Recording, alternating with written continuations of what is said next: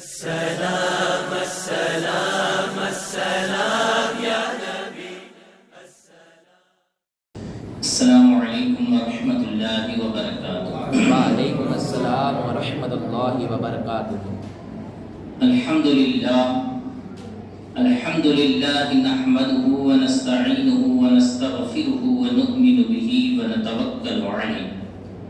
ونعوذ باللہ من شرور انفسنا ومن سیئات اعمالنا من يهده الله فلا مضل له ومن يضلل فلا هادي له ونشهد أن لا إله إلا الله وحده لا شريك له ونشهد أن سيدنا ومولانا محمدا عبده ورسوله أما بعد فأعوذ بالله من الشيطان الرجيم بسم الله الرحمن الرحيم وقل رب أنزلني منزلا مباركا وأنت خير المنزلين صدق الله مولانا العظيم وبلغنا رسوله النبي الأمين المكين الكريم ونحن على ذلك لمن الشاهدين والشاكرين والمطمئنين والحمد لله رب العالمين۔ آئیے نہایت ہی ادب اور احترام کے ساتھ ساری کائنات کے رہبر عقیدت میرے اور آپ کے پیارے آقا جناب احمد مجتبی حضرت محمد مصطفیٰ صلی اللہ تعالی علیہ وآلہ وسلم کی بارگاہ گوہر ناز میں اپنی غلامی کا ثبوت پیش کرتے ہوئے بآواز بلند ہدیہ درود پاک پیش کیجئے، پڑھیے اللہم صلی علی سیدنا و مولانا محمد وعلی آل سیدنا مولانا محمد وبارک وسلم۔ صلاۃ و سلام علیک یا رسول اللہ صلی اللہ تعالی علیہ وسلم۔ اللہ رب العزت کا نہایت ہی فضل و کرم اور اس کا احسان عظیم ہے کہ رب کائنات نے ہمیں مسلمان بنایا، نبی رحمت شفیع امت صلی اللہ تعالی علیہ وآلہ وسلم کی امت میں پیدا فرمایا، اور مزید اس کا احسان عظیم کہ اس نے ہمیں اہل سنت والجماعت میں رکھا۔ اللہ رب العزت کا کروڑہ کروڑ شکر و احسان ہے کہ اس نے ہمیں اہل سنت والجماعت میں رکھا، ورنہ تو یہ خوشی کے ماحول کہاں نصیب ہوتے، اور یہ دلوں کو سکون پہنچانے والی یہ مجلسیں، یہ محفلیں، اور دلوں کو سرور پہنچانے والی یہ رنگتیں یہ بد مذہبوں میں کہاں ملتی۔ یہ اہل سنت والجماعت ہی کا خاصہ ہے کہ اللہ رب العزت نے انہیں اپنے نبی رحمت صلی اللہ تعالی علیہ وآلہ وسلم کے جانثار صحابہ کرام کی سنت کو ادا کرنے کا موقع عطا فرمایا، اور ان ادا کرنے والوں میں ہمیں اللہ رب العزت نے رکھا۔ واقعی میں میلاد منانا بھی ایک بہت بڑی عظمت والی بات ہے۔ میلاد منانے والوں میں ہونا، میلاد منانے کی سعادت نصیب ہونا، یہ بھی ایک بہت ہی عظمت و شان والی بات ہے۔ اللہ رب العزت کا اس بات پر کہ ہمیں اللہ رب العزت نے میلاد منانے کی توفیق عطا فرمائی، ہمیں کروڑہ کروڑ شکر و احسان ادا کرنا چاہیے کہ اس رب کائنات کا، اس خالق کائنات کا کروڑہ کروڑ شکر و احسان ہے کہ اس نے ہمیں میلاد منانے کی سعادت عطا فرمائی، میلاد منانے کی توفیق عطا فرمائی۔ اس نے ہمیں کسی ایرے گہرے کا ذکر کرنے کے نہیں، بلکہ اپنے محبوب شان و شوکت والے، عظمت و شان والے، عظمت و رفعت والے اس نبی رحمت حبیب امت صلی اللہ تعالی علیہ وآلہ وسلم کا جشن منانے کی توفیق عطا فرمائی۔ سبحان اللہ۔ تو ہمیں اس بات پر ناز ہونا چاہیے، فخر ہونا چاہیے کہ ہم یہاں پر محفل سجا رہے ہیں، کسی اور کی نہیں، سرکار مدینہ کی سجا رہے ہیں۔ ہم یہاں پر کسی کا نام لینے کے لیے، کسی کا ذکر کرنے کے لیے بیٹھے ہیں تو وہ کوئی عام انسان نہیں ہے، بلکہ وہ اللہ کا محبوب ہے، وہ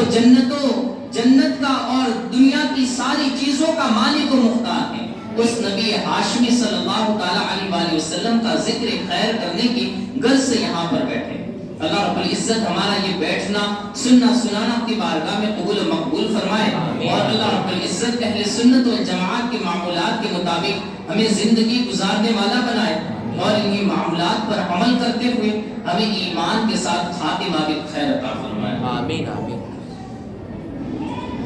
اعلیٰ حضرت رضی اللہ تعالی عنہ نے نبی پاک صلی اللہ تعالی علیہ وآلہ وسلم سے جو محبت کی، جو عشق کیا، تو اس کی ایک مثال یا اس کی ادنا سی اگر آپ جھلک دیکھنا چاہیں تو یہ ہے کہ امام احمد رضا خان فاضل بریلوی رضی اللہ تعالی عنہ کو جو لقب اعلیٰ حضرت ملا، حضرتوں میں سب سے اعلیٰ مقام ملا، تو وہ محبت رسول کا واسطہ تھا۔ وہ محبت رسول آپ کا سبب بنے کہ محبت اور عشق میں اعلیٰ حضرت اس طریقے سے ڈوب گئے اور نبی پاک صلی اللہ تعالیٰ علیہ وآلہ وسلم سے ایسا عشق فرمایا، ایسی محبت کی کہ لوگ آپ کو اعلیٰ حضرت کے نام سے پکارتے ہیں۔ سبحان اللہ۔ لوگ آپ کو، کسی کو علامہ کہا جاتا ہے، کسی کو مولانا کہا جاتا ہے، کسی کو حضرت کہا جاتا ہے، لیکن امام احمد رضا فاضل بریلوی پر ہمارے ماں باپ قربان کہ انہیں حضرتوں نے بھی اعلیٰ حضرت فرمایا، حضرتوں نے بھی، بڑے بڑے حضرتوں نے بھی جنہیں اعلیٰ حضرت فرمایا۔ اور اس کی وجہ دیکھنے جائے تو آپ کا علم ایک طرف، ہر چیز ایک طرف، لیکن آپ کے عشق کو دیکھا جائے تو اس عشق نے آپ کی ذات کو بلند و بالا کر دیا۔ تیرے عشق میں فنا ہو کے اللہ رب العزت نے ہمیں بقا نصیب فرما دی۔ تو یہ نبی پاک صلی اللہ تعالیٰ علیہ وآلہ وسلم کی محبت ہے۔ جب بندہ نبی پاک صلی اللہ تعالیٰ علیہ وآلہ وسلم کی محبت اپنے دل میں بٹھاتا ہے تو پھر آپ یاد رکھیے کہ اس کا مقام دنیا میں بھی بلند و بالا ہو جاتا ہے اور آخرت میں بھی اللہ رب العزت انہیں، اس بندے کو بہت ہی اونچی شان عطا فرمائے۔ بلکہ آپ یہ دیکھیے کہ جنت میں تمام جنتیں، اللہ رب العزت نے جنت میں الگ الگ درجات رکھے ہیں اور تمام درجات کے الگ الگ نام رکھے ہیں۔ ان میں جو سب سے بلند جنت ہے جسے جنت الفردوس کہا جاتا ہے، جو انبیاء کا مقام ہے، نبی پاک صلی اللہ تعالیٰ علیہ وآلہ وسلم کا جو مقام ہے، اور جنت الفردوس یہ اللہ رب العزت کے عرش کے بالکل نیچے، یعنی اس سے متصل ہے اور اس کے اوپر اللہ کا عرش ہے۔ تو آقا رحمت صلی اللہ تعالیٰ علیہ وآلہ وسلم نے بھی ہمیں اس بات کی تعلیم مرحمت فرمائی، کہا کہ جب اللہ تعالیٰ سے جنت مانگو تو جنت الفردوس مانگا کرو، اور واقعی میں جنت الفردوس یہ سب سے اونچا، سب سے رفع اور اعلیٰ مقام ہے، اور اس مقام کے اندر نبی پاک صلی اللہ تعالیٰ علیہ وآلہ وسلم رہیں گے، انبیاء کرام علیہ السلام رہیں گے، اور تیسرے وہ لوگ رہیں گے جو آپ سے محبت کرنے والے ہیں۔ اللہ کے پیارے رسول صلی اللہ تعالیٰ علیہ وآلہ وسلم نے ارشاد فرمایا، ایک شخص وہاں پر حاضر ہوئے اور عرض کی، کہا یا رسول اللہ صلی اللہ تعالیٰ علیہ وآلہ وسلم قیامت کب آئی؟ متی الساعہ یا رسول اللہ، یا رسول اللہ صلی اللہ تعالیٰ علیہ وآلہ وسلم قیامت کب قائم ہوگی؟ تو نبی پاک صلی اللہ تعالیٰ علیہ وآلہ وسلم نے، چونکہ وہ ہو سکتا ہے کہ جو پوچھنے والا سائل تھا وہ کوئی اعرابی ہو، یا پھر وہ نبی پاک صلی اللہ تعالیٰ علیہ وآلہ وسلم جامع الکلیم بھی تھے، اور آپ کا یہ فرمان بھی ہے کہ سامنے بندہ جیسا ہو اس سے اس کے مطابق بات کرنی چاہیے۔ آقا رحمت صلی اللہ تعالیٰ علیہ وآلہ وسلم نے اس سے فرمایا، ما عادت لہا، کہا کہ قیامت کے بارے میں پوچھنے والے تو نے اس کی تیاری کیا کر رکھی ہے؟ تو پوچھ رہا ہے کہ قیامت کب قائم ہوگی، تو کہا کہ کیا تو نے اس کی کچھ تیاری بھی کی ہے یا نہیں کی ہے؟ کیا تو نے اس کے لیے کوئی اعمال، نیک اعمال جمع کیے ہیں یا نہیں کیے؟ تو نے تیاری قیامت کی کیا ہے؟ تو پھر تو قیامت کے بارے میں پوچھ رہا ہے۔ اس نے کہا یا رسول اللہ صلی اللہ تعالیٰ علیہ وآلہ وسلم، میرے پاس زیادہ نیکیاں تو نہیں ہیں، ہاں اللہ رب العزت نے جتنے فرائض مجھ پر رکھے ہیں، جتنے فرائض اپنے بندوں پر رکھے ہوئے ہیں وہ فرائض میں ادا کرتا ہوں، لیکن اس سے زیادہ اگر آپ یہ پوچھ رہے ہو کہ میں پوری رات بھر نوافل پڑھتا ہوں، تو کہا یا رسول اللہ صلی اللہ تعالیٰ علیہ وسلم میں اتنی عبادت کرنے والا نہیں، ہاں جو فرض ہے وہ فرض ادا کر لیتا ہوں، زیادہ کوئی تیاری نہیں ہے میرے پاس، لیکن ہاں یا رسول اللہ صلی اللہ تعالیٰ علیہ وآلہ وسلم میرے اندر ایک چیز ہے کہ میں آپ سے بے پناہ محبت کر رہا ہوں۔ سبحان اللہ۔ اس نے کہا یا رسول اللہ صلی اللہ تعالیٰ علیہ وآلہ وسلم زیادہ عبادتیں، زیادہ اعمال تو میرے پاس نہیں ہے، لیکن ایک چیز ہے جس پر مجھے بھروسہ ہے کہ یہ چیز مجھے کامیابی کی منزلوں کو طے کرا دے گی۔ کہا وہ چیز یہ ہے کہ یا رسول اللہ صلی اللہ تعالیٰ علیہ وآلہ وسلم میں آپ سے محبت کرتا ہوں، میرے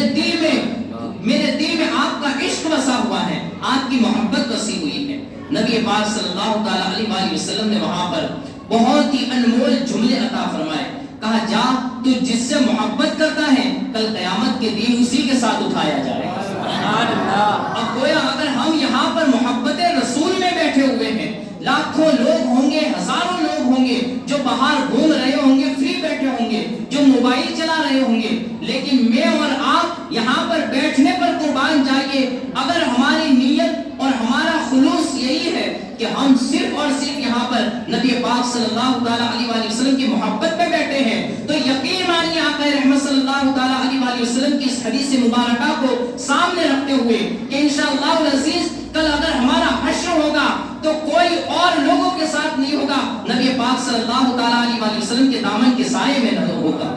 اور ہمیں نبی پاک صلی اللہ تعالیٰ علیہ وآلہ وسلم کے وہ لواء الحمد کا سایہ نصیب ہوگا۔ میدان محشر میں تڑپتی دھوپ کے اندر لوگ اپنے گناہوں کی وجہ سے وہاں پر تڑپ رہے ہوں گے، پسینوں کے اندر شرابور ہوں گے، لیکن میں اور آپ قربان جائیے اللہ رب العزت ہمارا یہاں پر بیٹھنا قبول فرما لے، اور نبی پاک صلی اللہ تعالیٰ علیہ وآلہ وسلم کی محبت میں یہ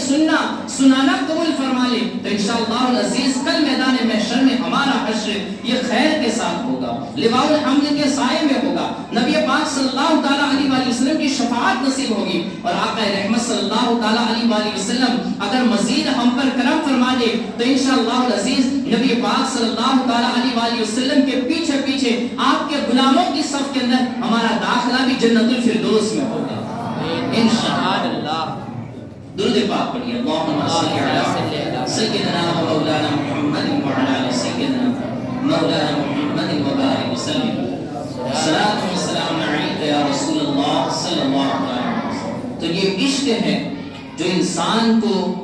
پرواز عطا فرما دیتا ہے، اور یہ محبت ہے کہ جب انسان اپنے دل میں اللہ اور اس کے رسول کی محبت کو بٹھا لیتا ہے تو پھر اللہ رب العزت اسے بلندیوں کے مقام اور منزلوں کو طے کرا دیتا ہے۔ اعلیٰ حضرت رضی اللہ تعالی عنہ بھی ایک ایسے سچے عاشق تھے۔ آپ کے علم کی بات کی جائے تو یہ ایک الگ موضوع ہی چھڑ جائے گا کہ آپ کے ہر چیز میں، بلکہ آپ کے تمام فتاوے ہیں، ان تمام فتاووں کے ہر سطر کے اندر آپ کو عشق رسول جھلکتا ہوا نظر آئے گا۔ آپ کو ہر جگہ پر اعلیٰ حضرت کی باتوں کے اندر عشق رسول نظر آئے گا۔ آپ نے ایک کلام لکھا ہے مدینہ شریف پر، چونکہ ہم نے پچھلے سال تک جو سیرت مصطفیٰ سماعت کی تو وہ نبی پاک صلی اللہ تعالیٰ علیہ وآلہ وسلم کے ہجرت کے واقعات تک کہ آپ نے مکہ المکرمہ سے ہجرت فرما لی، اور ہجرت فرمانے کے بعد آپ قباء میں پہنچے، مسجد قباء کی تعمیر فرمائی، اور وہاں پر 14 دن کا آپ نے قیام فرمایا۔ 14 دن کا قیام کرنے کے بعد اب آپ نے قباء سے مدینہ شریف کی طرف، جو کہ 2.5-3 کلومیٹر کا جو فاصلہ ہے، اس فاصلے کو طے کرنا چاہا۔ آپ دیکھیں کہ نبی پاک صلی اللہ تعالیٰ علیہ وآلہ وسلم مدینہ پہنچے، اور قباء شریف جب پہنچے تو قباء سے لے کر مدینہ پہنچنے تک میں 14 سے 15 دن تک کی یہ مسافت طے ہو گئی، یعنی 2.5 کلومیٹر پہلے آپ نے 15 دن کے اندر یہ مکہ المکرمہ سے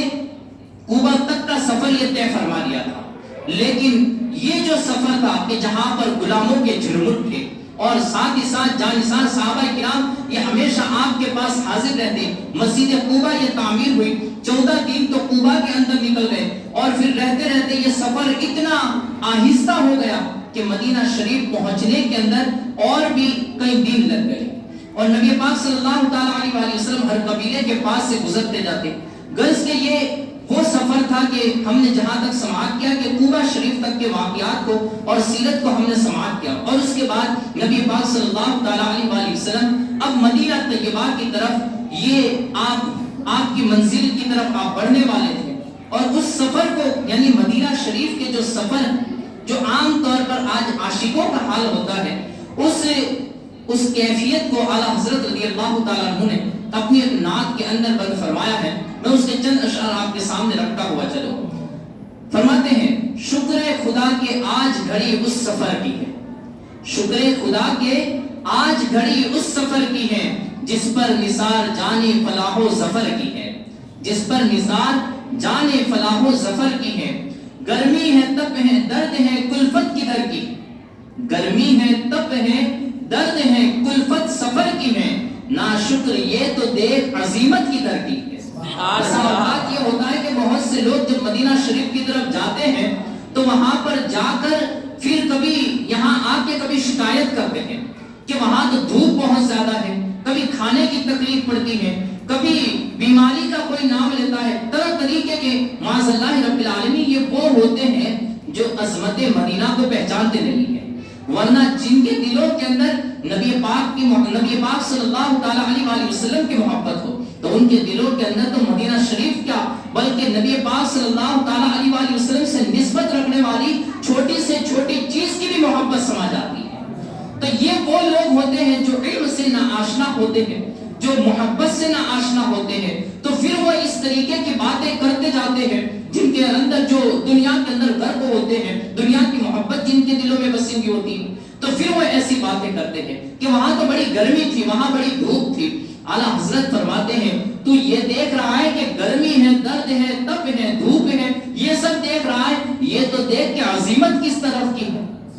تجھے اللہ رب العزت نے کون سا راستہ عطا فرمایا ہے اور تو کدھر کے لیے جا رہا ہے۔ فرمایا اگر تیرے دل میں یہ بیٹھ جاتا کہ تو راستہ مدینے کا طے کر رہا ہے تو پھر نہ یہ دھوپ تجھے پریشان کرتی، نہ تجھے درد کوئی تکلیف دیتا، نہ تجھے کوئی اور چیز پریشانی میں مبتلا کرتی، کیونکہ تیرے دل میں نبی پاک صلی اللہ تعالی علیہ وآلہ وسلم کی محبت ہے تو تجھے ہر چیز قبول ہوتی۔ فرمایا گرمی ہے، تپ ہے، درد ہے، کلفت سفر کی ہے، ناشکرے یہ تو دیکھ عظیمت کی در کی ہے۔ ہم کو تو اپنے سائے میں آرام ہی سے لائے،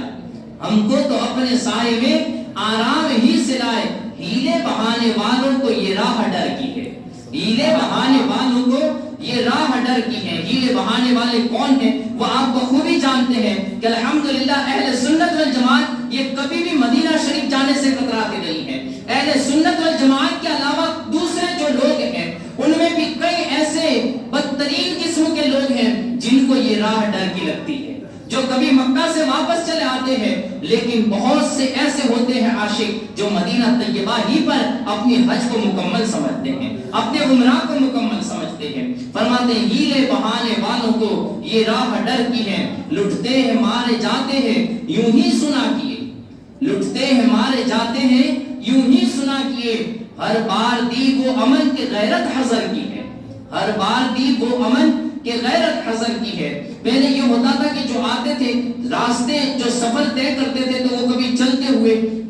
سفر طے کرنے پڑتے تھے، کئی مہینوں لگ جاتے تھے اور اس کے بیچ میں ڈاکوؤں کا بھی سامنا ہوتا تھا۔ لوگ آ کر یہاں پر داستانیں بیان کرتے کہ فلاں جگہ جاتے ہیں تو وہاں پر ڈاکوؤں کا ایک اڈا ہے اور وہ حاجیوں کو لوٹ لیتا ہے اور اس طریقے سے انہیں پریشان کرتا ہے، ان کے تمام مال و اسباب لوٹ لیے جاتے ہیں، مار دیے جاتے ہیں، تو اس طریقے سے داستانیں بیان کرتے ہیں۔ اعلیٰ حضرت فرماتے ہیں جو بھی جاتے ہیں وہ ہمیں آ کر یہ داستانیں سناتے ہیں، تو ہم نے تو یہ داستانیں سنی تھی کہ لٹتے ہیں مارے جاتے ہیں یوں ہی سنا کیے، لیکن جب ہم گئے تو اللہ کے پیارے رسول صلی اللہ تعالی علیہ وآلہ وسلم نے وہ امن عطا فرمایا، وہ چین عطا فرمایا، وہ سکون نصیب ہوا کہ غیرت حذر کی ہے، یعنی کہ ایسا سکون نصیب ہوا کہ اب واپس جائیں اس بارے میں ہم سوچ رہے ہیں کہ شہر نبی کو چھوڑ کر کیا ہم اپنے شہر کے اندر واپس جائیں، کہ ہمیں تو جانے کا بھی من نہیں کر رہا۔ وہ سکون اللہ کے رسول صلی اللہ تعالی علیہ وآلہ وسلم نے عطا فرمایا، وہ چین نبی پاک صلی اللہ تعالی علیہ وآلہ وسلم نے عطا فرمایا کہ اب مدینہ چھوڑنے کا جی ہی نہیں چاہ رہا ہے، مدینہ چھوڑنے کو یہ من ہی نہیں چاہ رہا ہے۔ کہا وہ امن و سکون یہ نبی پاک صلی اللہ تعالی علیہ وآلہ وسلم نے عطا فرمایا۔ ماہ مدینہ اپنی تجلی عطا کرے یہ ڈھلتی چاندنی تو پہر دو پہر کی ہے، ماہ مدینہ اپنی تجلی عطا کرے یہ ڈھلتی چاندنی تو پہر دو پہر کی ہے، ان کے طفیل حج بھی خدا نے کرا دیے، ان کے طفیل حج بھی خدا نے کرا دیے، اصل مراد حاضری تو اس پاک در کی ہے، اصل مراد حاضری تو اس پاک در کی ہے۔ کعبے کا نام تک نہ لیا طیبہ ہی کہا، کعبے کا نام تک نہ لیا طیبہ ہی کہا، پوچھا تھا ہم سے جس نے کہ نہضت کدھر کی ہے، پوچھا تھا ہم سے جس نے کہ نہضت کدھر کی ہے، یعنی کس طرف جا رہے ہو تو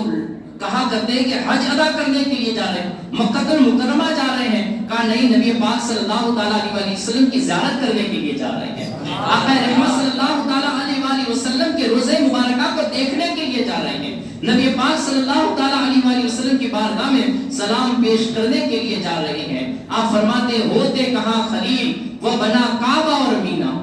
ہوتے کہاں خلیل وہ بنا کعبہ و مینا، لولاک والے صاحبی سب تیرے گھر کی ہے، لولاک والے صاحبی سب تیرے گھر کی ہے۔ یعنی اللہ رب العزت نے اگر نبی پاک صلی اللہ تعالیٰ علیہ وسلم کو نہ بنایا ہوتا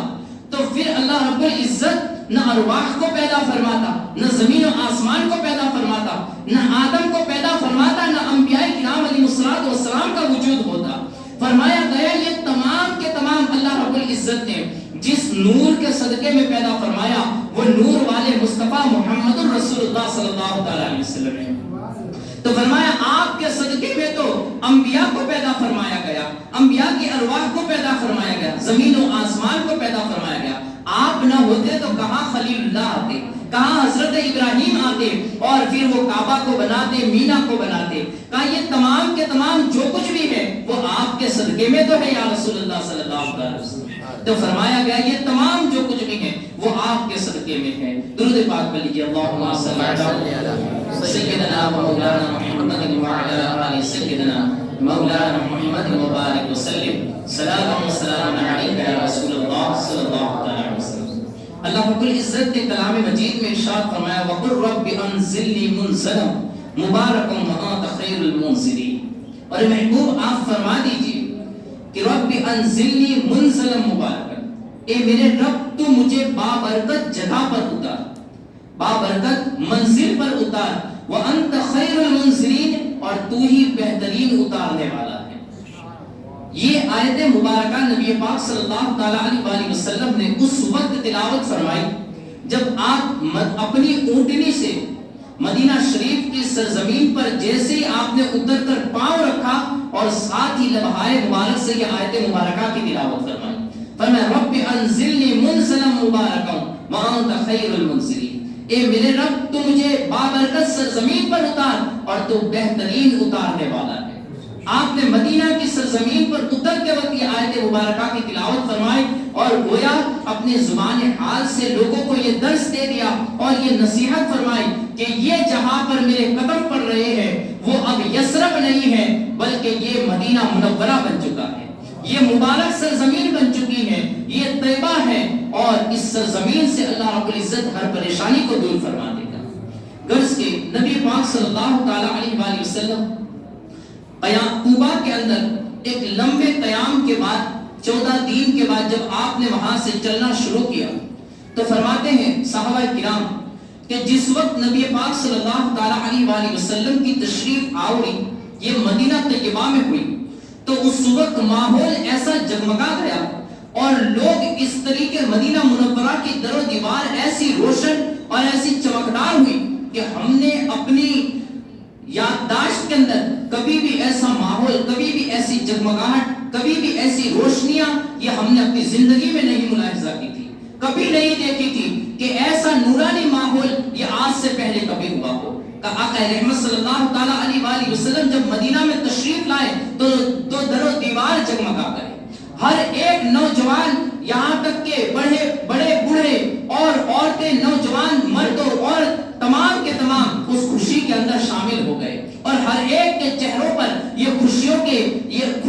ہر ایک کے چہرے پر خوشیاں نظر آ رہی تھی، ہر ایک کے دل جگمگا رہے تھے اور وہاں پر تمام کے تمام طلع البدر علینا کی صدائیں بلند کر رہے تھے۔ نبی پاک صلی اللہ تعالیٰ علیہ وسلم جب مدینہ میں تشریف لائے تو گویا ہر چیز جگمگا گئی، جیسا کہ حضرت انس رضی اللہ تعالیٰ عنہ سے روایت ہے۔ آپ فرماتے لما کان اليوم الذي دخل فيه رسول الله صلی اللہ تعالیٰ علیہ وسلم مدینہ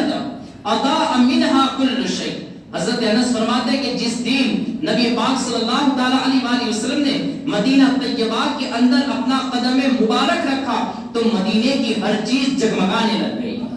مدینے کی ہر چیز جگمگانے لگ گئی۔ یہ میرے اور آپ کے الفاظ نہیں ہیں، صحابی رسول حضرت انس رضی اللہ تعالیٰ عنہ کے الفاظ ہیں۔ آپ فرماتے ہیں کہ جیسے آقا رحمت صلی اللہ تعالیٰ علیہ وسلم نے مدینے کی سرزمین پر قدم رکھا تو وہاں کی ہر چیز جگمگا گئی۔ میں اور آپ مدینہ جاتے ہیں تو برکتیں لوٹنے کے لیے جاتے ہیں۔ میرے آقا جب مدینہ گئے تو اس وقت وہ مدینہ نہ تھا بلکہ اسے یثرب کہا جاتا تھا، جس کی آب و ہوا کو لوگ پسند نہیں کرتے تھے، بلکہ قافلے جب گزرتے تھے تو یثرب سے ہٹ کر گزر جاتے تھے کہ کہیں وہاں کی بیماری والی ہوا سے ان کے اوپر کوئی اثر نہ ہو جائے۔ تو کہتے ہیں کہ لوگ یثرب کے اندر، یعنی جو پہلے مدینہ تھا، اس کے اندر جانے سے لوگ ڈرا کرتے تھے، اپنے خاندان والوں کو روکا کرتے تھے۔ یہ وہ یثرب کی سرزمین تھی جہاں پر لوگ جانے سے ڈرتے تھے، جہاں پر لوگ رہتے نہ تھے، جہاں پر لوگ اپنے رشتہ داروں کو روکتے تھے کہ اس سرزمین پر نہ جانا،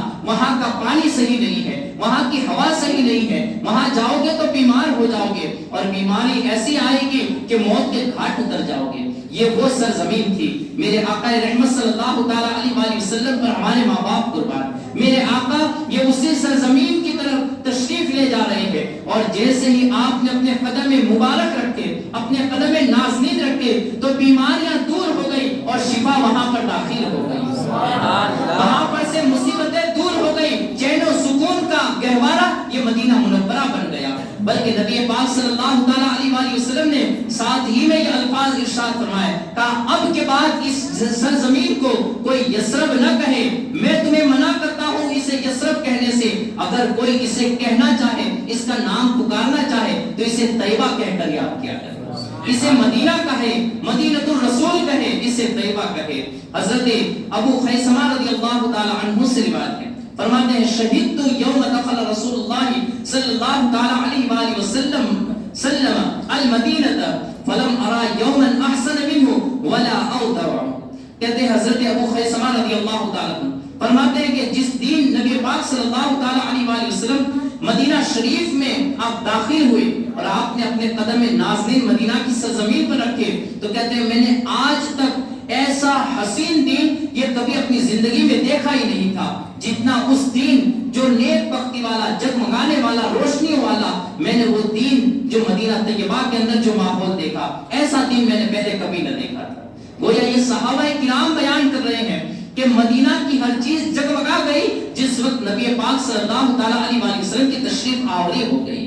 تو گویا جب میلاد آئے تو یہ اہل سنت والجماعت کا یہ حق ہے کہ وہ اپنے شہروں کو، وہ اپنے گھروں کو، وہ اپنے محلوں کو جگمگائے اور جگمگا کر یہ اعلان کرے اور لوگوں کو یہ پیغام دے کہ اب یہاں پر نبی پاک صلی اللہ تعالیٰ علیہ وسلم کی تشریف آوری ہو چکی ہے۔ آقا رحمت صلی اللہ تعالیٰ علیہ وسلم کا میلاد ہے، نبی پاک صلی اللہ تعالیٰ علیہ وسلم کی تشریف آوری سے ہر چیز منور و مجلہ ہو جاتی ہے، ہر چیز چمکنے لگتی ہے۔ تو گویا نبی پاک صلی اللہ تعالیٰ علیہ وسلم جب وہاں پر پہنچے تو ہر ایک چیز جگمگانے لگی اور مدینہ والوں نے جو کئی دنوں سے آپ کا انتظار کر رہے تھے انہوں نے آپ کا استقبال کیا۔ فرمایا ہم نے ان تمام باتوں کو پہلے سماعت کر لیا تھا، غرض کے کچھ مختصر سماعت کرتے ہوئے چلتے ہیں کہ وہ تمام لوگ جو ہمیشہ آپ کا انتظار کرنے کے لیے آتے تھے، یہاں تک کہ روزانہ دوپہر کے وقت پھر واپس لوٹ جاتے اور پھر آتے دوسرے دن صبح کے وقت، پھر دوسرے دن دوپہر کا وقت ہوتا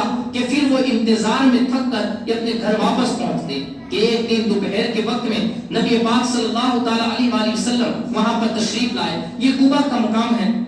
اور اس کے بعد آقا رحمت صلی اللہ تعالیٰ علیہ وسلم جب کوبا میں تشریف لائے تو مدینہ کے تمام قبیلے والے یہ آقا رحمت صلی اللہ تعالیٰ علیہ وسلم کے پاس آئے۔ اب یہاں سے جب نبی پاک صلی اللہ تعالیٰ علیہ وسلم کی سواری چلنے لگی تو اب مدینہ کے تمام قبیلے والے، ان کے تمام مرد، تمام جوان اور تمام بچے یہ آپ کے پیچھے پیچھے ہیں اور آقا رحمت صلی اللہ تعالیٰ علیہ وسلم کی سواری یہ آگے کی طرف تشریف فرما ہے اور آپ آگے کی طرف رواں گواہ ہے اور ساتھ ہی ساتھ ہر ایک کے چہرے، ہر ایک کی زبان پر یہ قصیدہ بھی اور یہ الفاظ بھی ہے، اللہ اکبر قد جاء رسول اللہ، اللہ اکبر قد جاء محمد صلی اللہ علیہ وسلم، اللہ اکبر جاء محمد، اللہ اکبر جاء رسول اللہ۔ کہا اللہ کی شان بڑی بلند و بالا ہے اور اللہ کا رسول ہمارے بیچ میں تشریف فرما ہے۔ اور اس طریقے سے وہ اپنی زبانوں سے یہ الفاظ کہتے جاتے اور مدینہ کی طرف بڑھتے جاتے، یہاں تک کہ مدینہ کی کچھ چھوٹی چھوٹی بچیوں نے طلع البدر علینا من ثنیات الوداع وجب الشکر علینا ما دعا للہ دائی ایھا المبعوث فینا جئت بالامر المطاع، یہ قصیدہ بھی پڑھا اور دف بجا بجا کر نبی پاک صلی اللہ تعالی علیہ وآلہ وسلم کا استقبال فرمایا۔ آقا رحمت صلی اللہ تعالی علیہ وآلہ وسلم کی سواری یہ آگے کی طرف بڑھتی جا رہی تھی۔ اب بیچ میں ایک مقام آیا کہ جہاں پر چونکہ نبی پاک صلی اللہ تعالی علیہ وآلہ وسلم جب کوبا سے مدینہ طیبہ کی طرف بڑھنے لگے تھے تو وہ جمعہ کا دن تھا، اور جمعہ کے وقت آپ چاشت کے وقت کوبا سے نکلے تھے، اور یہی فرمایا جاتا ہے، روایت میں بھی ہے کہ جو بندہ روزانہ صبح کے وقت اگر وہ مدینہ طیبہ میں ہے تو وہ اگر چاشت کے وقت یہ مسجد کوبا جائے اور وہاں پر 2 رکعت نماز ادا کرے، اللہ رب العزت اسے حج مقبول کا ثواب یا عمرہ کا ثواب عطا فرمائے۔ تو فرمایا گیا کوبا کی فضیلت یہ ہے۔ آقا رحمت صلی اللہ تعالی علیہ وآلہ وسلم بھی چاشت کے وقت کوبا سے نکلے، یہاں تک کہ کوبا سے ابھی نکل کر یہ آپ آگے کی طرف بڑھ رہے تھے کہ بیچ ہی میں اس طریقے سے یہ آہستہ سفر تھا کہ دوپہر کا وقت ہو گیا اور ایک بیچ میں جگہ آئی۔ میں اور آپ جانتے ہیں جو لوگ بھی مدینہ شریف نے جو حاضری دے کر آئے ہیں کہ کوبا سے لے کر مدینہ طیبہ میں 2 یا 3 کلومیٹر کا فاصلہ ہوگا، 2.5-3 کلومیٹر کا یہ فاصلہ ہے، اور یہ اگر چلتے ہوئے بھی سفر طے کیا جائے تو 1 گھنٹہ لگ جاتا ہے کہ اگر بندہ صبح کے وقت فجر کی نماز پڑھ کر مسجد نبوی سے نکلے تو 1-1.5 گھنٹے کے اندر وہ کوبا شریف پہنچ جا سکتا ہے۔ لیکن آقا رحمت صلی اللہ تعالی علیہ وآلہ وسلم چاشت کے وقت نکلے تھے، لوگوں کا ازدحام، لوگوں کی بھیڑ اور لوگوں کا ملنا جلنا، سلام کرنا اور آقا رحمت صلی اللہ تعالی علیہ وآلہ وسلم کا استقبال کرنا، یہ اس طریقے سے تھا کہ صبح سے چلے ہوئے دوپہر کا بھی وقت ہو چکا تھا، جمعہ کا وقت، اور آپ ابھی بیچ راستے ہی کے اندر تھے، یہاں تک کہ جب جمعہ کا وقت ہو گیا تو یہ پہلا جمعہ تھا جو ایک آزادی کے ساتھ اور ہادی و مرسل نبی رحمت صلی اللہ تعالی علیہ وآلہ وسلم نے امامت فرما کر اپنے تمام جانثاروں کو اور ایک پورے جم غفیر کو مدینہ شریف کی اس پاک سرزمین پر بلکہ حکومت مسلمہ پر آپ نے پہلا جمعہ عطا فرمایا، اور جس میں تمام صحابہ کرام نے آپ کے پیچھے اقتدا فرمائی۔ اس جمعہ کے اندر نبی پاک صلی اللہ تعالی علیہ وآلہ وسلم نے ایک طویل خطبہ بھی فرمایا، اس کے الفاظ بھی بڑے ہی نرالے ہیں اور اس کے اندر درس عبرت بھی ہے، انشاءاللہ العزیز اسے ہم کسی اور موقع پر سماعت کرتے ہوئے چلیں گے۔ غرض کہ نبی پاک صلی اللہ تعالی علیہ وآلہ وسلم نے بنو سالم کی اس بستی کے اندر نماز جمعہ کو ادا فرمایا، اور اسے آج مسجد غبیب بھی کہا جاتا ہے، جہاں پر ایک بعد میں جا کر مسجد بنائی گئی، مسجد غبیب کے نام سے اسے یاد بھی کیا جاتا ہے، اور وہاں پر آقا رحمت صلی اللہ تعالی علیہ وآلہ وسلم نماز جمعہ ادا کرنے کے بعد جیسے اپنی سواری پر سوار ہوئے تو اس قبیلے کے لوگوں نے روک لیا، کہا یا رسول اللہ صلی اللہ تعالی علیہ وآلہ وسلم اقیم عندنا فی العدد والعدت والمنعت، کہا یا رسول اللہ صلی اللہ تعالی علیہ وآلہ وسلم آپ ہمارے یہاں پر قیام پذیر ہو جائے، ہمارے یہاں پر ٹھہر جائیے، اس لیے کہ ہمارے قبیلے کی تعداد بھی بہت زیادہ ہے، ہم لوگوں کے پاس اسلحہ بھی بہت زیادہ ہے، ساز و سامان بھی بہت زیادہ ہے، اور ہم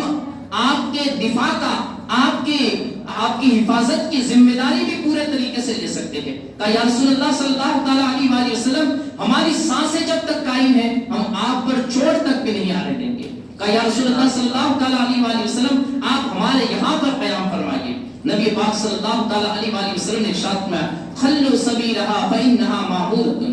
کہا کہ وہ چونکہ اونٹنی کی لگام پکڑے ہوئے کھڑے ہو چکے تھے، آقا رحمت صلی اللہ تعالی علیہ وآلہ وسلم نے فرمایا کہ میری اونٹنی کی لگام کو چھوڑ دو، یہ اللہ کے حکم کی تعمیر کر رہی ہے، یہ اللہ کے حکم سے معمور ہے، وہ اللہ کا حکم جہاں ہوگا وہیں پر ٹھہرے گی، اور یہ جہاں پر ٹھہرے گی میں وہاں پر قیام فرماؤں گا۔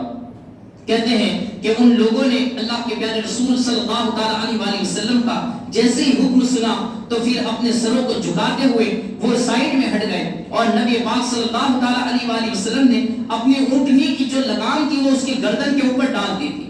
کہ وہ جس طرف بھی چاہے وہ چلتی چلی جائے، اور جہاں پر وہ ٹھہر جائے گی وہیں پر مجھے اللہ رب العزت کے ٹھہرنے کا یہ حکم ہوگا۔ اور آپ دیکھیے یہ نبی پاک صلی اللہ تعالی علیہ وآلہ وسلم کا معجزہ ہے یہ تو معراج کا سفر ہے، اور ساتھ میں اپنی امت کے اپنے جانثار صحابہ کرام کی دل آزاری نہ ہو، اس وجہ سے نبی پاک صلی اللہ تعالیٰ علیہ وآلہ وسلم نے یہ طریقہ اختیار فرمایا کہ آپ نے اونٹنی کی لگام کو پکڑا نہیں، بلکہ اس کی گردن پر ڈال دیا کہ یہ جہاں بھی جائے چلتی چلی جائے، اور اس کے بعد وہ جہاں ٹھہرے گی اللہ کے حکم سے میں وہیں پر ٹھہروں گا۔ لیکن اس کے علاوہ بھی اگر تمام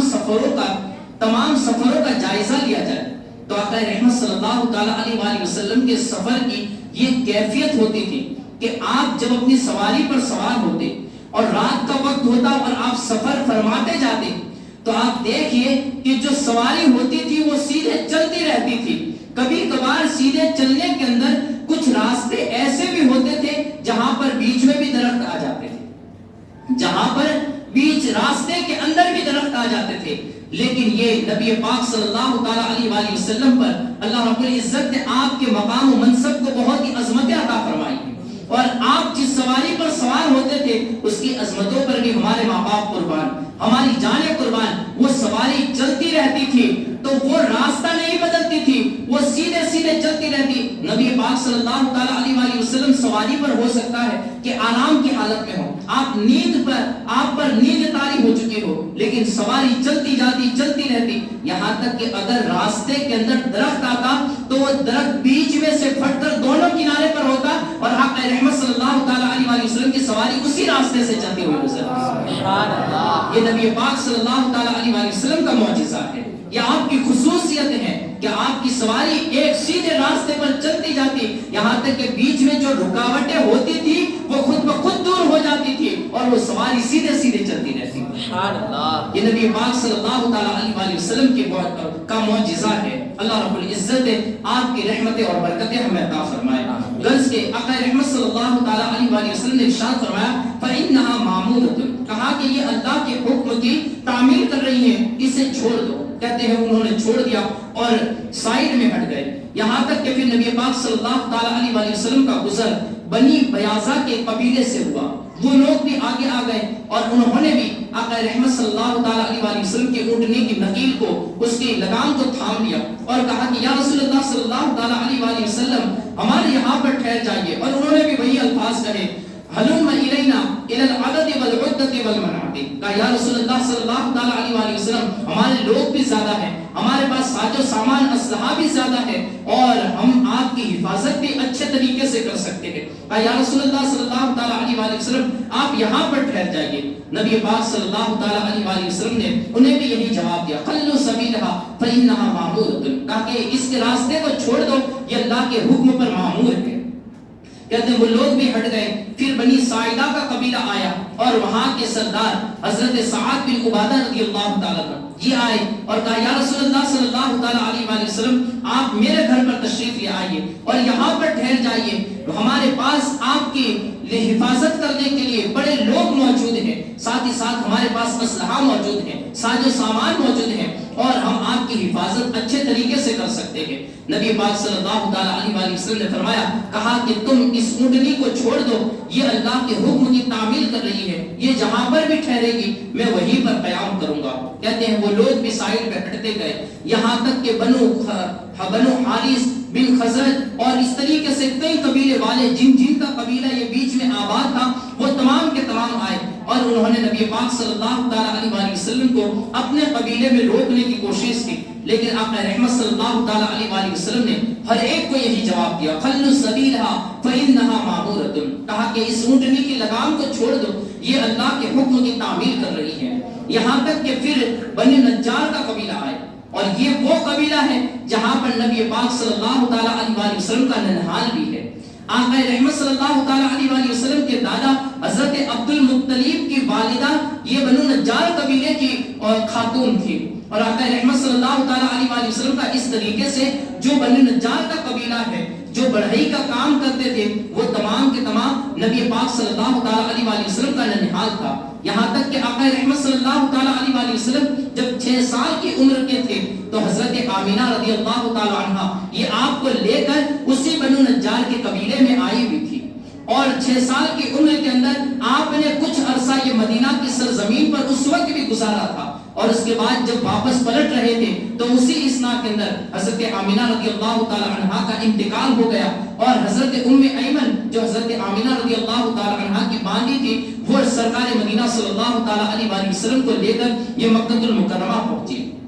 تو غرض کہ یہ وہ قبیلہ تھا جو ہمارے آقا رحمت صلی اللہ تعالی علیہ وآلہ وسلم کا ننھال تھا۔ وہ لوگ آئے اور انہوں نے کہا یا رسول اللہ صلی اللہ تعالی علیہ وآلہ وسلم حلوم الى اخوالک الى العدد والعدت والمنعت، کہا یا رسول اللہ صلی اللہ تعالی علیہ وآلہ وسلم اپنے ماموں کے یہاں پر تشریف لائیے کہ یہ آپ کی اچھے سے حفاظت بھی کریں گے، ان کے یہاں پر آدمی بھی بہت زیادہ ہیں، مال و اسباب بھی بہت زیادہ ہیں، اور ساتھ ہی ساتھ آپ کی حفاظت کی طاقت بھی وہ بہت زیادہ رکھتے ہیں۔ نبی پاک صلی اللہ تعالی علیہ وآلہ وسلم نے انہیں بھی یہی جواب ارشاد فرمایا خلوا سبیلها فإنها معمورة، کہا کہ اس اونٹنی کے راستے کو چھوڑ دو، یہ اللہ کے حکم کی اللہ کی طرف سے یہ معمور ہے۔ کہتے ہیں انہوں نے بھی وہ بھی سائیڈ میں ہٹ گئے، یہاں تک کہ بنو نجار کے قبیلے سے تھوڑے سے آگے کی طرف گئی، اور وہاں پر ایک میدان آیا کہ جہاں پر کچھ کھنڈرات تھے، تو کچھ پوسیدہ قبریں بھی تھی، جہاں پر کچھ پرانے مکان بھی تھے جو گر چکے تھے، اور کچھ کھڈے وغیرہ بھی تھے۔ اس جگہ پر پہنچی کہ جہاں پر کچھ لوگوں نے اپنی کھجوروں کو سکھایا ہوا بھی تھا، وہ ایسے ہی خالی جگہ پڑی ہوئی تھی جس کے ارد گرد کوئی مکان نہ تھا بلکہ ایک میدان تھا۔ اس جگہ پر وہ اونٹنی وہاں پر پہنچی اور وہاں پر جا کر وہ بیٹھ گئی۔ جیسے بیٹھی نبی پاک صلی اللہ تعالی علیہ وآلہ وسلم ابھی اس کے اوپر سے اترے نہ تھے، اور پھر وہ اچانک کھڑی ہو گئی، اور کھڑی ہو کر پھر کچھ آگے کی طرف بڑھی، اور آگے کی طرف چلنے کے بعد پھر واپس پلٹی، اور واپس آ کر پھر سے اسی جگہ پر جہاں پر وہ پہلے بیٹھی تھی اس جگہ پر بیٹھ گئی۔ اور بیٹھنے کے بعد فرماتے ہیں فرجعت الى مبرکها اول مرۃ فبرکت فیہ ثم تحلحلت ورزمت ووضعت جرانها، کہتے ہیں کہ اس کے بعد اس نے جھرجھری لی بیٹھنے کے بعد، جیسے اونٹ جھرجھری لیتے ہیں، پھر درماندہ ہو کر بیٹھ گئی اور اس نے اپنی گردن کو بھی زمین کے اوپر ڈال دیا۔ یعنی جس طریقے سے پورے طریقے سے سکون کے ساتھ جانور بیٹھ جاتا ہے اس طریقے سے وہ بیٹھ گئی۔ تو اب اس کے بعد نبی پاک صلی اللہ تعالی علیہ وآلہ وسلم اپنی سواری سے اترے اور آپ نے یہ آیت مبارکہ تلاوت فرمائی رب انزلنی منزلا مبارکا وانت خیر المنزلین، کہ اے میرے رب مجھے بابرکت اے میرے رب تو بابرکت جگہ پر ہمیں اتار اور تو ہی بہترین اتارنے والا ہے۔ آپ نے یہ آیت تلاوت فرمائی اور وہ وہاں پر اتر گئے۔ جیسے ہی اترے کہ وہاں پر بنو نجار چونکہ وہ آپ کے پڑوس میں تھے، وہ بالکل قریب میں جو قبیلہ تھا وہ بنو نجار کا قبیلہ تھا، تو وہ لوگوں کی جو بچیاں تھی وہ آئی اور بڑی خوشی کے ساتھ ان بچیوں نے اپنے ہاتھوں میں جیسے دف یہ لے رکھے تھے، اور جیسے ہی نبی پاک صلی اللہ تعالی علیہ وآلہ وسلم کی سواری وہاں پر ٹھہری اور آقا رحمت صلی اللہ تعالی علیہ وآلہ وسلم نیچے کی طرف اترے، تو وہ بچیاں اپنے گھروں کے اندر جا کر وہ دف نکال کر دوڑتے ہوئے اس میدان کی طرف بڑھی اور انہوں نے یہ شعر کہنا شروع کیا نحنو جوار بنی نجار یا حبذا محمد من جاری، کہا کہ ہمیں قربان جانا چاہیے ہماری سعادت مندی پر، ہماری قسمت پر کہ ہم بنو نجار کی بچیاں ہیں، اور یا رسول اللہ صلی اللہ تعالی علیہ وآلہ وسلم آپ ہمارے کتنے بہترین پڑوسی تھے، یعنی ہمیں تو قربان جانا چاہیے،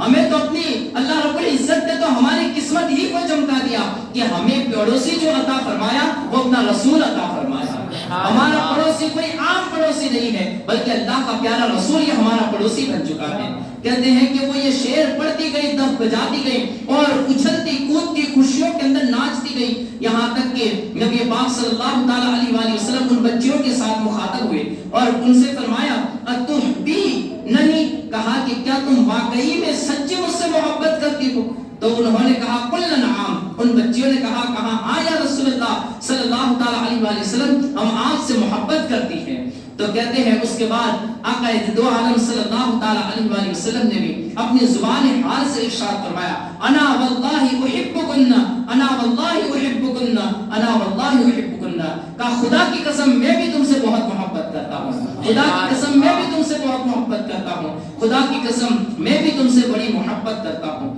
اور اس کے ساتھ ان بچیوں کو بھی اور اس مدینہ کی اس پاک سرزمین کو آپ نے اپنے قدم رسوم میمنت سے سرفراز فرمایا۔ یہ مدینہ کی وہ سرزمین تھی کہ جہاں پر پہلے تک اسے بیماریوں کا طعنہ دیا جا رہا تھا، جسے مصیبتوں کا گہوارہ کہا جاتا تھا، لیکن اب یہ ہو گیا کہ پھر نبی پاک صلی اللہ تعالی علیہ وآلہ وسلم نے اس کے لیے دعا فرمائی اور وہاں سے تمام مصیبتیں دور ہوئی۔ انشاءاللہ اسے ہم آگے سماعت کریں گے۔ اگر جیسے آقا رحمت صلی اللہ تعالی علیہ وآلہ وسلم یہ وہاں پر تشریف فرما ہوئے تو وہاں سب سے قریب جو مکان تھا وہ حضرت ابو ایوب انصاری رضی اللہ تعالی عنہ کا مکان تھا۔ یہ ہمیں یاد رکھنے والی باتیں بھی ہیں، ساتھ ہی ساتھ ہم اس سے لطف اندوز بھی ہو رہے ہیں، لیکن اس کے اندر ہمارے آقا رحمت صلی اللہ تعالی علیہ وآلہ وسلم کی سیرت ہے، اس کے ایک ایک نقطے کو ہمیں یاد رکھنا بھی لازم اور ضروری ہے۔ نبی پاک صلی اللہ تعالی علیہ وآلہ وسلم جب اترے تو وہاں پر سب سے قریب جو مکان تھا وہ حضرت ابو ایوب انصاری رضی اللہ تعالی عنہ کا تھا۔ وہ فوراً ہی اپنے گھر میں سے کچھ لوگوں کو لے کر بڑھے اور آقا رحمت صلی اللہ تعالی علیہ وآلہ وسلم کے ساز و سامان کو اپنے کندھوں کے اوپر ڈال دیا۔ کہا یا رسول اللہ صلی اللہ تعالی علیہ وآلہ وسلم، آپ کا کہنا یہ تھا کہ یہ اللہ کے حکم سے مامور ہے اور یہ جہاں پر کھڑی رہی ہے اس سے سب سے قریب یہ ہمارا ہی مکان ہے۔ تو کہا یا رسول اللہ صلی اللہ تعالی علیہ وآلہ وسلم، اس اعتبار سے آپ ہمارے مہمان بنے۔ تو کہا یا رسول اللہ صلی اللہ تعالی علیہ وآلہ وسلم، آپ میرے گھر میں تشریف لے چلیے۔ حضرت ابو ایوب انصاری رضی اللہ تعالیٰ عنہ کے مکان کا انتخاب فرمانا یہ بھی حکمت خداوندی ہے۔ میں اور آپ یہ جان چکے ہیں، سب سے پہلے جس سال ہم نے سیرت مصطفیٰ کے موضوع کو چھیڑا تھا تو اس وقت ہم نے طب اول حمیری کا ایک واقعہ سماعت کیا تھا،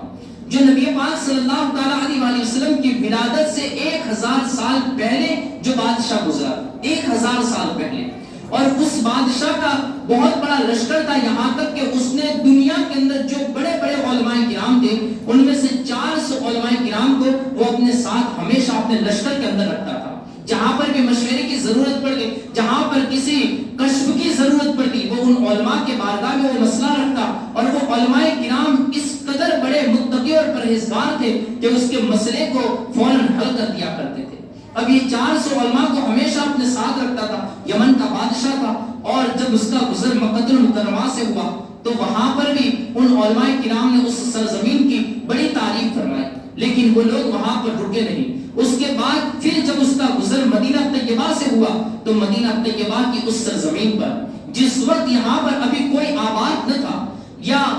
کچھ لوگ آباد بھی تھے تو وہ اتنی تعداد میں نہ تھے جتنی تعداد کی ابھی ہو گئی تھی۔ اب اس وقت جب یہ اس سرزمین سے گزرے تو وہاں کی وہ سرزمین پر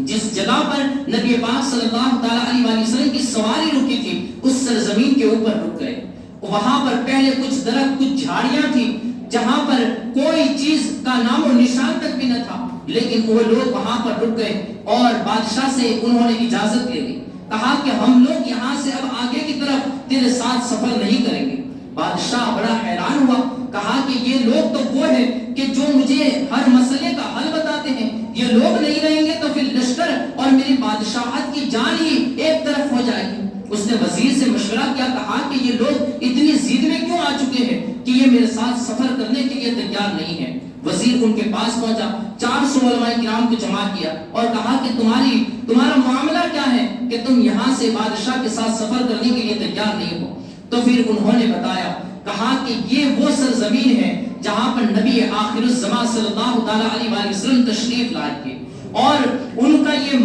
مزار ان کے مزار کی سرزمین ہوگی، اور یہاں پر وہ ٹھہریں گے، رہیں گے، اور یہیں پر ان کی قبر بھی بنے گی۔ اس لیے ہم چاہتے ہیں کہ ہم یہاں پر رہیں، اور اگر وہ ہماری زندگی میں آ جائے تو ہم ان کا کلمہ پڑھ کر ان کے امتی بن جائیں، ان کے تابع دار، ان کی پیروی کرنے والے بن جائیں، اور وہ چاہے اور وہ جس طریقے سے چاہے ہم پر تصرف کرے، ہم ان کی غلامی کو قبول کر لیں گے۔ کہا بس اسی وجہ سے ہم یہاں پر ٹھہرنا چاہتے ہیں، اور اگر ہم ان کے زمانے کو نہ پا سکے تو ہم اپنی نسلوں کو یہ وصیت کریں کہ وہ جب بھی یہاں پر تشریف لائے تو تمہیں ان کی غلامی کرنی ہے، تمہیں ان کے نقش قدم پر چلنا ہے، تمہیں اپنے آپ کو ان کی غلامی میں دے دینا ہے، تمہیں اپنے آپ کو ان کو بیچ دینا ہے۔ کہتے ہیں بس انہوں نے جب یہ بات ظاہر کی تو بادشاہ بھی اب ان کی بات پر یہ راضی ہو گیا، کہا کہ اچھا تمہیں یہاں ٹھہرنے کی اجازت ہے، لیکن ساتھ ہی ساتھ بادشاہ نے کہا کہ میں بھی 1 سال تک ٹھہروں گا، اگر وہ 1 سال کے اندر آ جاتے ہیں تو میں بھی ان کا امتی بن جاؤں گا، میں بھی ان کے دیدار سے مشرف ہو جاؤں گا۔ بادشاہ 1 سال تک وہاں پر ٹھہرا، اور اس کے بعد چونکہ اسے اپنے ملک کی طرف جانا بھی تھا تو اب اس نے ایک خط لکھا، اور وہ خط جو 400 علماء کے اندر سب سے بڑے عالم تھے، اس عالم کو وہ خط سپرد کیا۔ اس نے لکھا اما بعد یا محمد انی آمنت بک وبکتابک الذی نزلہ اللہ علیک وانا علی دینک وآمنت بربک ورب کل شیء وان ادرکت فیها ونعمت وان لم ادرکک فاشفع لی یوم القیامت۔ کہا کہ یا رسول اللہ صلی اللہ علیہ وآلہ وسلم، میں آپ پر ایمان لایا اور آپ پر نازل ہونے والی کتاب قرآن مجید پر ایمان لایا، اور آپ کے دین کو بھی میں نے قبول کیا، اور آپ کے رب پر بھی ایمان لایا جو ہر چیز کا رب ہے۔ وَإِنْ أَدْرَكْتَ فِيهَا وَالنِّعْمَةُ وَإِنْ لَمْ أُدْرِكْكَ۔ کہا کہ یا رسول اللہ صلی اللہ علیہ وسلم، اگر مجھے حضور کی زیارت نصیب ہو جائے تو یہ میرے لیے انتہائی خوشی کا سبب بنے گی، اور اگر میں زیارت کی سعادت سے بہراور نہ ہو سکوں تو قیامت کے روز میری شفاعت فرمانا، قیامت کے دن میری شفاعت فرمانا، اور مجھے فراموش نہ کیجیے گا۔ میں حضور کے ان فرما بردار اور اطاعت گزار امتیوں میں سے ہوں جو حضور کے آنے سے پہلے ان کے اوپر ایمان لایا ہے۔ تو کہتے ہیں اس بادشاہ نے یہ خط لکھا اور جو سب سے بڑے عالم تھے انہیں سپرد کیا۔ اب یہ جو سب سے بڑے عالم تھے ان کا ہی گھر یہ حضرت ابو ایوب انصاری رضی اللہ تعالیٰ عنہ کا مقام تھا، انہی کی نسل میں حضرت ابو ایوب انصاری رضی اللہ تعالیٰ عنہ پیدا ہوئے۔ وہ خط بادشاہ کا انہی کے پاس تھا۔ 2 روایتیں ہیں اس کے بارے میں کہ جب نبی پاک صلی اللہ تعالیٰ علیہ وآلہ وسلم وہاں پر تشریف لائے اور حضرت ابو ایوب انصاری رضی اللہ تعالیٰ عنہ یہ انہیں اپنے مکان میں لے گئے تو فرماتے ہیں کہ نبی پاک صلی اللہ تعالیٰ علیہ وآلہ وسلم نے سامنے ہی سے ارشاد فرمایا، کہا کہ وہ خط کہاں ہے جو طب اول حمیری نے تمہارے لوگوں کے اندر، تمہارے خاندان کے اندر عطا فرمایا تھا۔ حضرت ابو ایوب انصاری رضی اللہ تعالیٰ عنہ کو فوراً یاد آ گیا، چونکہ یہ 1000 سال پہلے کی بات تھی، لیکن ساتھ ہی ساتھ یہ نسل بعد نسل یہ خط منتقل ہوتا چلا جا رہا تھا، یہاں تک کہ پھر حضرت ابو ایوب انصاری رضی اللہ تعالیٰ عنہ کے پاس آیا اور فوراً ہی آپ نے وہ خط نبی پاک صلی اللہ تعالیٰ علیہ وسلم کی بارگاہ میں پیش کیا۔ اور ایک روایت میں آتا ہے کہ جب اہل یثرب کو پتا چلا جس وقت کے نبی پاک صلی اللہ تعالیٰ علیہ وسلم یہ کوبا کی سرزمین پر تھے، اور اہل یثرب یعنی مدینہ والوں کو جب پتا چلا کہ نبی پاک صلی اللہ تعالیٰ علیہ وسلم تشریف لا چکے ہیں اور کوبا میں ٹھہر گئے ہیں، تو چونکہ وہ جو پرانے لوگ تھے علماء کرام انہوں نے یہ خبر دی تھی کہ نبی آخر الزمان صلی اللہ تعالیٰ علیہ وسلم تو یہ مدینہ کی سرزمین پر تشریف لائیں گے اور ان کا مسکن تو یہ جگہ ہوگی، تو اب انہوں نے وہ تمام باتیں جو ان کی تھی وہ یاد کیا، یہاں تک کہ اس خط کو بھی یاد کیا۔ تو وہاں پر حضرت عبد الرحمن بن عوف رضی اللہ تعالیٰ عنہ تھے، تو لوگوں نے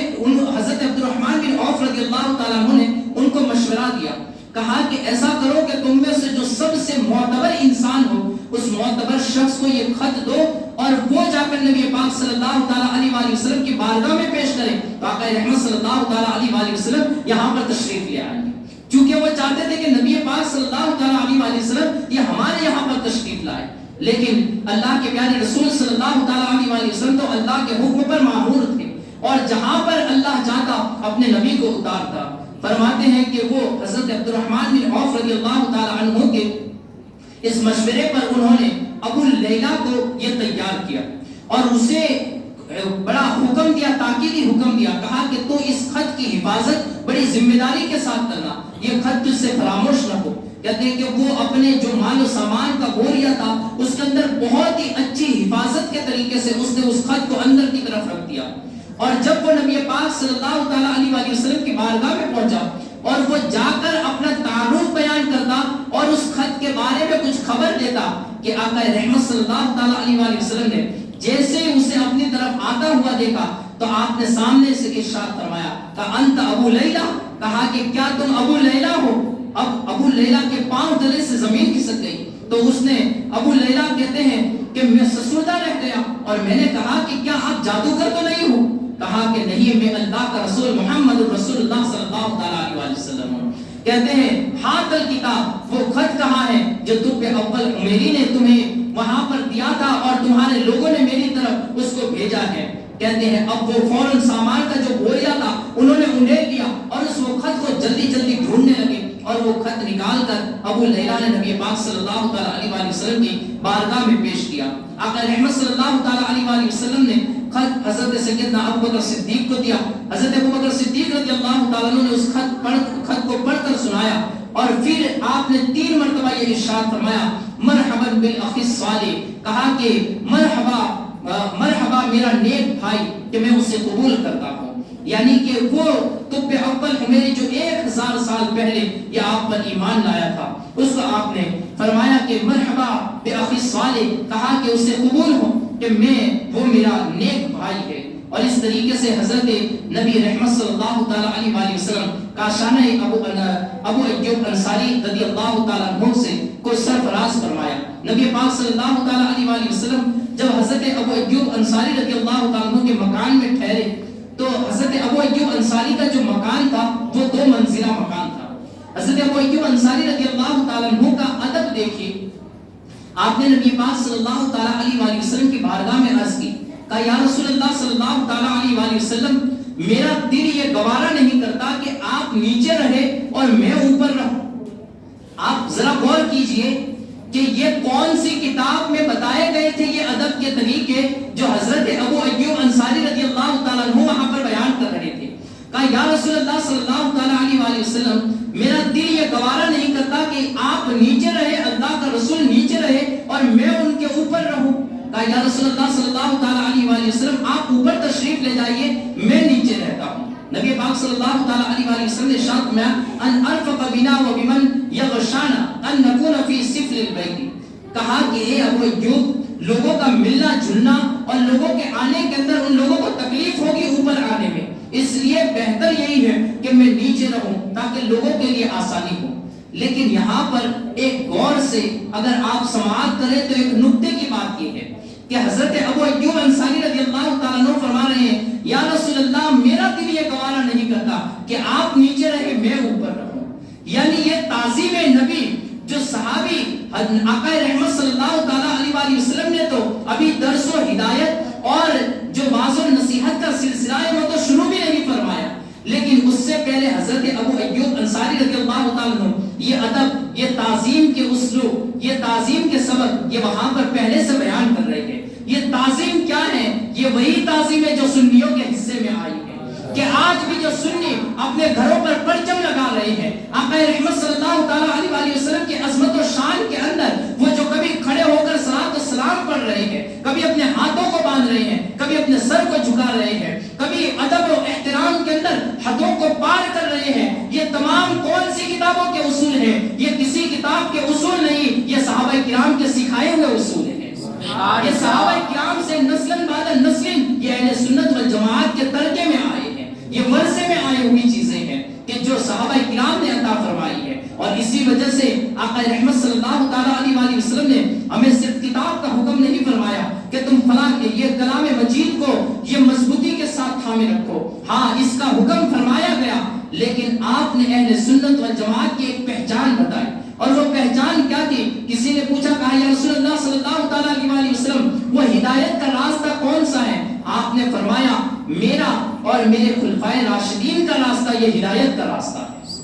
یعنی تمہارے لیے جنتی جو راستہ ہے وہ جنتی راستہ یہی ہے کہ جس پر میں ہوں اور میرے صحابہ کرام جس راستے پر چل رہے ہیں، وہ راستہ تمہارے لیے جنتی راستہ ہے۔ اگر تم نے میرے صحابہ کرام کی اطاعت کی، پیروی کی، تو تم ان میں سے جس کسی کی بھی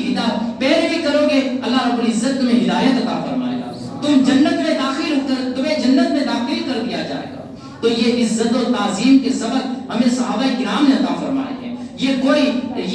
کوئی اٹھائی ہوئی باتیں نہیں ہیں، بلکہ یہ نسل بعد نسل بزرگان دین سے چلتا ہوا آ رہا یہ دین ہے جو آج ہم اپنا رہے ہیں۔ جہاں پر کوئی کہہ رہا ہے کھڑے ہو کر سلام پڑھنا شرک ہے، تو کوئی کہہ رہا ہے نبی پاک صلی اللہ تعالیٰ علیہ وآلہ وسلم کی بارگاہ میں ادب کے ساتھ ہاتھ باندھ کر جانا یہ کوئی شرک بتا رہا ہے، کوئی نہ جانے کیا کیا کہہ رہا ہے۔ ہم کہہ رہے ہیں کہ ہم جو یہ ادب سیکھے ہوئے ہیں،